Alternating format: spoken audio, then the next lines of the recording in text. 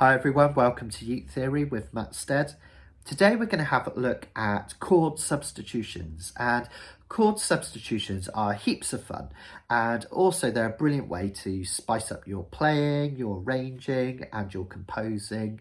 And of course, if you understand chord substitution, it helps you to read what a composer was thinking and doing when they created a piece, which is both really interesting and it helps you to play it as well. So I kind of think of chord substitutions at its most simple as just swapping one chord for another. That's its very most simple. Now, if you think about chord progressions like 2-5-1, 1-4-5, 1-6-2-5, some of these chord progressions we looked at in earlier videos, if every composer used the same chord progressions and they didn't spice them up a bit, they'd sound even more similar than they do. So what composers would often do is take a chord progression and make it more interesting with substitutions. Now, before we get started, I want you to think of chords in four main types or four main chord qualities. Those are major chords, minor chords, dominant chords, and diminished. And within those, you've got lots of little kind of subcategories, if you like. So within major chords, we could have majors, major sevenths, sixths, 6/9, that kind of thing. Minor chords, we could have minor 7, minor 6. Dominant chords, you could have things like sevenths, ninths, 13ths, 13 flat nines, all sorts of fun things like that. And diminished chords, diminished sevenths, fully diminished, half diminished. So all those chord families have lots of different chords that you can use. But generally, when we talk about chord substitutions, what we normally mean is swapping between these chord families.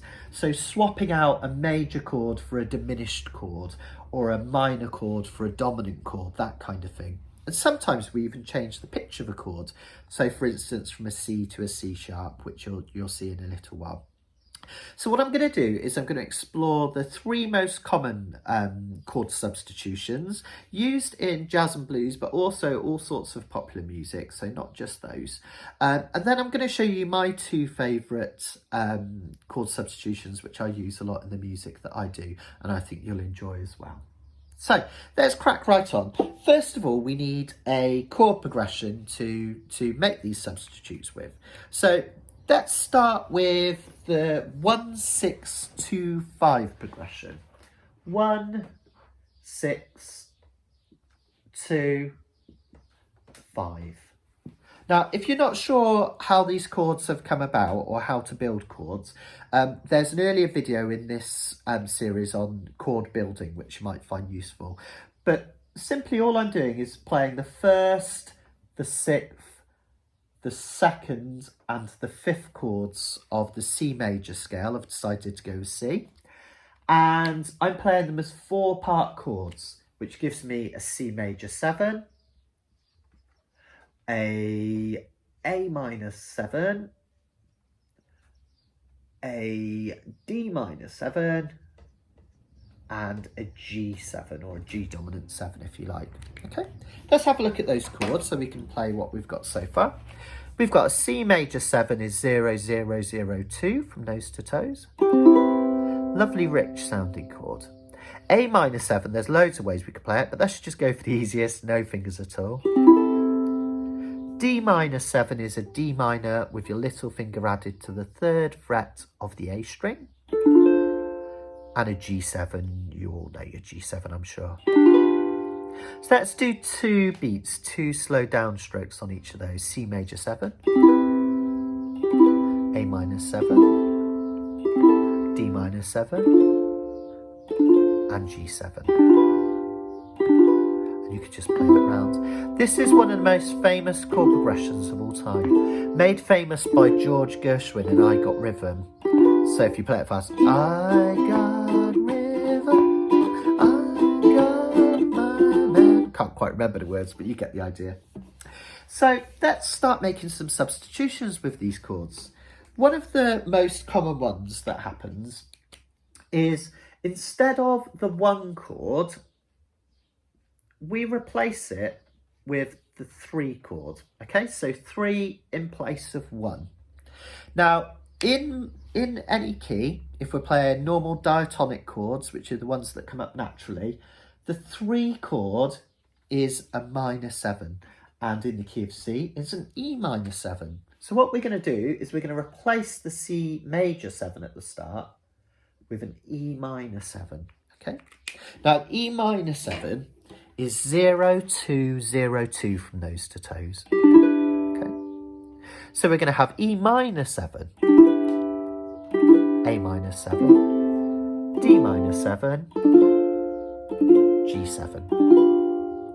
Okay. Now, normally this would happen on the 2nd or 3rd pass through these chords to make it more interesting. So let's do that. Let's play C major 7, A minor 7, D minor 7, G7. Now this time E minor 7, here it comes.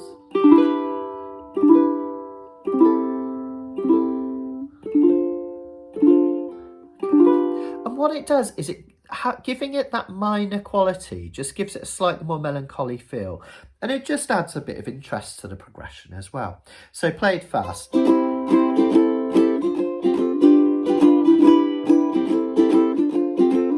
that change, it just makes things more interesting. Now the reason it works is that an E minor 7 is only 1 note away from a C major 7. And in any key, the 3 chord as a minor 7 is 1 note away from the 1 chord as a major 7. All right, so it's a very small change, but it makes all the difference. So that's the first one, swapping the 1 chord for the 3 chord. What I would say is probably the next most common one, and this is used in loads of Tim Panelli writing. And of course, remember that Tim Panelli then became, you know, popular music, which then went on to influence pop music in the 50s and 60s and onwards. So a lot of these things have kind of infiltrated into modern music as well. And this next one is we're going to replace the 6 chord with a sharped diminished 7 of the 1 chord. Sounds confusing, right? When I write it out, it'll be easy peasy. So we're going to have a sharp diminished 7 replacing the 6 chord. And the sharp diminished 7 is based on the 1 chord. I'll show you what I mean. It's way easier when you see it.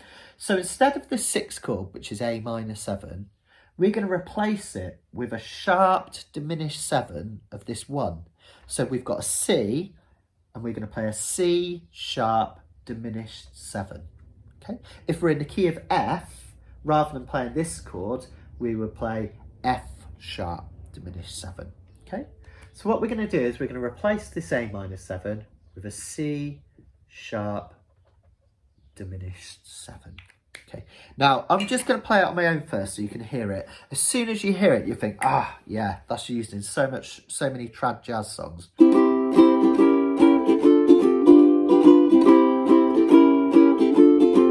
Right, it's quite often used as an introduction, isn't it, to a lot of pieces as well. So C sharp diminished 7, if we want to do it in the key of C, it's like the E minor 7 moved backwards. It's 0, 1, 0, 1.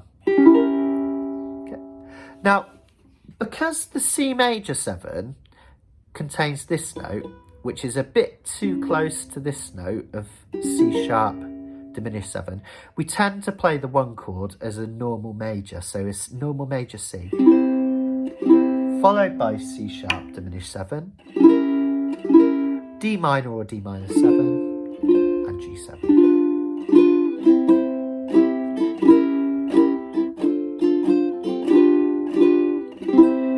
See, you kind of creates that really nice element of tension there that you don't get from the 6 chord. So that's a really common one to do.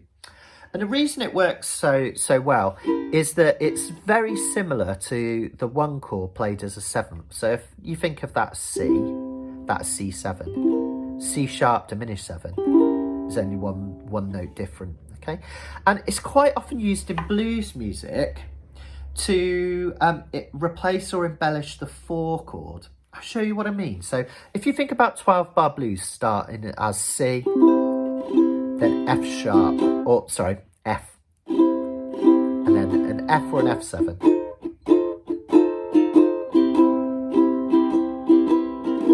what they would quite often do is after that F7, they would play the F sharp diminished 7.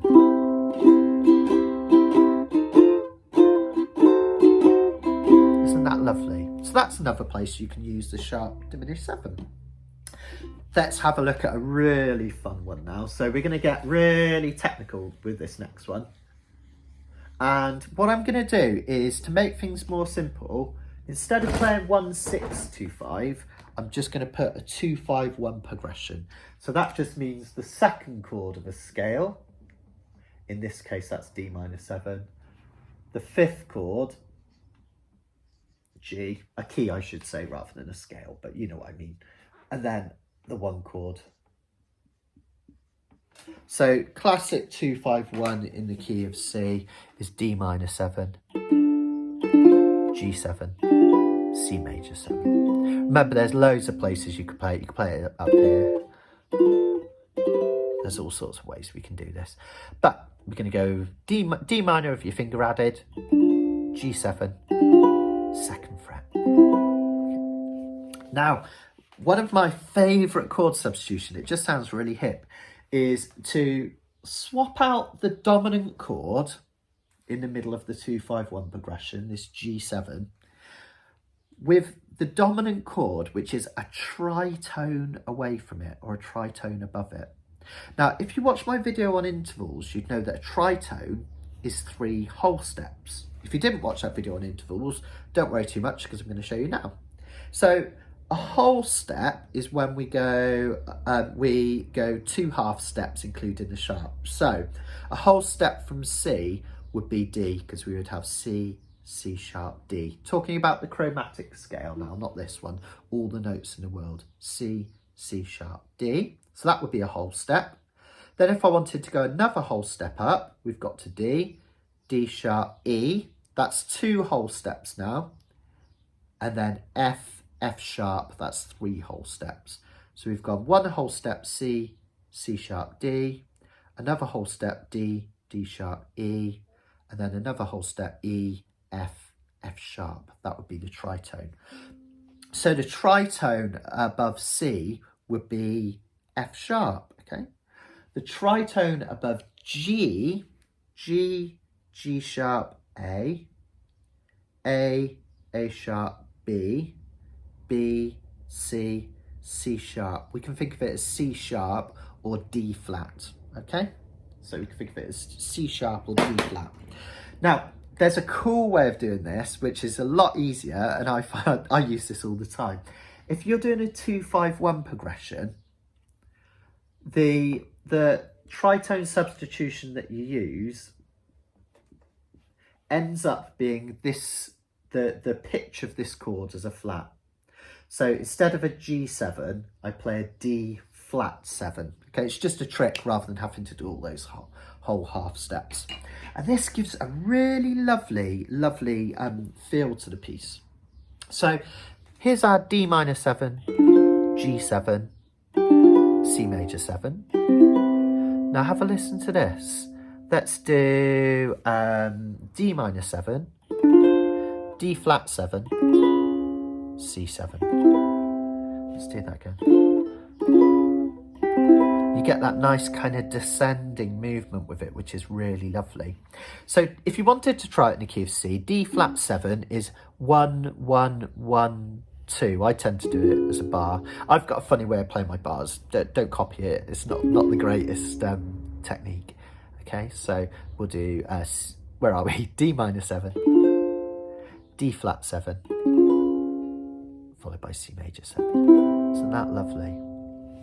The reason it works is kind of interesting, but if any of this goes over your head, don't worry. If we look at the chord we start with, G7, and we do the first, the fifth, the first, the third, the fifth, and the 7th notes of it. Those are the important ones. It's doing D there for some reason. So in G7, the first is a G, then we've got a B, then we've got a D and an F. Okay. So the reason these ones are important, 1 gives you the root. The 3rd note of any chord tells you whether it's a major or a minor. The 5th is always there in any chord. and the 7th tells you whether it's a dominant 7th or a major 7th. So, or a minor 7th if it's a minor chord. Okay, so those are the important, they're the chord tones that make up the chord. Now, if I draw out D flat, it's really interesting what happens. I'll do 1, 3, 5, 7 again. So we've got D is 1, the 3rd of D is F, the 5th is A flat, and the 7th is B. Now, the two most important chord tones, which we covered when we were looking at an earlier video, are the 3rd, because it tells you whether it's a minor, as I mentioned earlier, and the 7th, which tells you what kind of extended chord it is. And if you have a look, the 3rd and the 7th notes of both chords have an F and a B. They're just reversed. So you're playing two of the same notes. And those are the ones that give the chord a really strong influence. That's why that chord substitution works. It sounds close enough that it works, okay? This is like the shell of the chord. So that's a really lovely one to use. If you're ever playing in any key, okay, we substitute the 5 chord for a tritone above it. Really lovely. I use it really, really often in my playing and arranging. Let's do a couple more to finish off, a couple of fun ones. So let's see. Let me put my chord progression back up. So we have D minor 7, G7, C major. I'm not sure why I rubbed that out, but don't worry. 2, 5, 1. Okay, now another really common one, which is really easy peasy to do, but it does sound really effective, is, do you remember at the start I said we have these 4 main types of chords? We've been swapping them out, haven't we? So for instance, in we ended up turning a major chord into a minor chord and whatnot. This one, we turn the minor chord, the 2, into a dominant chord. And quite literally, all we do is, rather than playing a D minor 7, we would play a D7. So whichever chord you have as that 2, you turn it from a minor 7 into a dominant 7. That gives the progression that kind of really strong. You hear that a lot in Hawaiian music, don't you? Especially if I play a C at the end rather than C major 7. Okay, it's that classic kind of turnaround. So instead of D minor 7, G7, C major 7, we have a D7. Just has a stronger sound. And the reason it works is that we're playing what we call the 5 of the 1. The D7 is 5, it's the 5th degree in the key of G. So it's the 5 of the 1. G, A, B, C, D. Okay, the 5 of that one. And the G7 is the 5 of this one. So it's like this kind of backwards movement through the circle of fifths that we get, which is really lovely. Really easy peasy, simple one. So if you have a progression, 2, 5, 1 in jazz, maybe swap out this one. Okay, one last one for a bit of fun. This is one that I really like. Oh, I've rubbed it out again. I didn't need to. I'm going to draw it again anyway. I don't know why I did that. 2, 5, 1, yet again. D minor 7, G7, C major 7. Really simple last one that I like. This last chord, I really like to swap it for the same pitch as a diminished 7. So rather than a C, I'll quite often play a C diminished 7. So I've still got my D minor 7, G7, and then I could play a C diminished 7. You might think, oh, it doesn't feel resolved, but that's the point. In the middle of certain chord combinations, that sounds really nice. But if you want to resolve it, it can sound even nicer.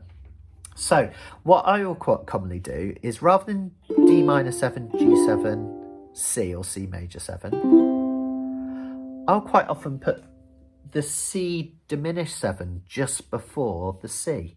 So D minor 7, G7, C diminished 7 to a C. Okay, that C diminished 7 is that weird shape chord 2, 3, 2, 3. And if you really want a lovely resolution, you play a D minor 7, a G7.